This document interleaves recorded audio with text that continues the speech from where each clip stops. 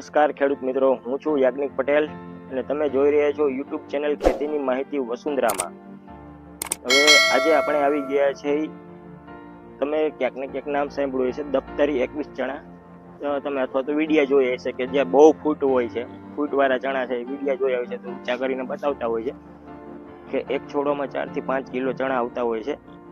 તો આપણે પણ એનું ડેમો કરેલો છે, જે 2 એકર એટલે કે 5 વીઘામાં આપણે વાવેતર કરેલું છે. આ સિવાય તમે બીજી વેરાયટી જે પેસિફિકા કંપનીની સમ્રાટ વેરાયટી આવે છે, તેનું નામ તમે ક્યાંક સાંભળ્યું હશે. તો એ વેરાયટી છે 3 નંબર જેવી, પણ 10 થી 15% ઉત્પાદનમાં ફેર પડે છે એવું કહેતા હોય છે. એટલે આપણે પણ એનો ખતરો કરવા અથવા તો ડેમો કરેલો છે, જે 8 વીઘાનો છે.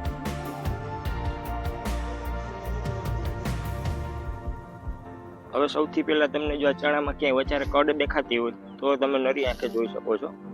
જેની ડાબી બાજુ છે એ પેસિફિકાની સમ્રાટ વેરાયટી છે, જ્યારે જમણી બાજુ જે દફતરી 21 ચણા છે એનું વાવેતર કરેલું છે. એટલે સૌપ્રથમ આપણે પેસિફિકા વેરાયટી જે સમ્રાટ છે એની ફૂટ જોશું. ચણાને ઉગીને 45 દિવસ એટલે કે 1.5 મહિના જેવો સમય થયો છે. ફૂલફાલ અવસ્થાની શરૂઆત થઈ ગઈ છે, 4-5 ફૂલ દેખાવા લાગ્યા છે. આ તમે ફૂટ જોઈ શકો છો. આ જે છે પેસિફિકાની સમ્રાટ વેરાયટી, એની ફૂટ સારી જ છે, પણ જે આ ગાળો છે એ થોડોક દફતરી 21 કરતાં વધારે હોય એવું લાગે છે.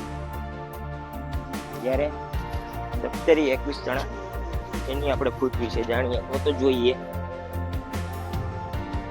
આ દફતરી 21 છે, એની ફૂટ વિડીયો પ્રમાણે બતાવતા પ્રમાણે થોડુંક એવું લાગે છે કે છોડ થશે. આ જોઈ શકો છો દફતરી 21 ફૂલ ફૂટ છે. ફૂટ બહુ સારી કહેવાય.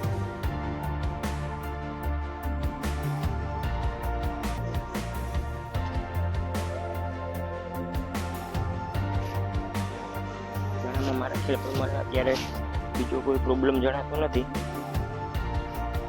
આ તમે વધારે કડ જોઈ શકો છો. જે ડાબી બાજુ છે પેસિફિકા સમ્રાટ વેરાયટી, જ્યારે જમણી બાજુ છે દફતરી 21.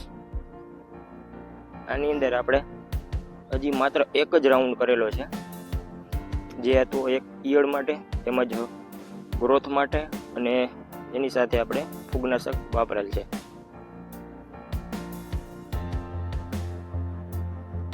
તેમજ નીચેથી ડોઝમાં એક વખત આપણે કોપર પાયેલ છે, તેમજ માઇકોરીઝા એક વખત ઉપયોગ કરેલ છે.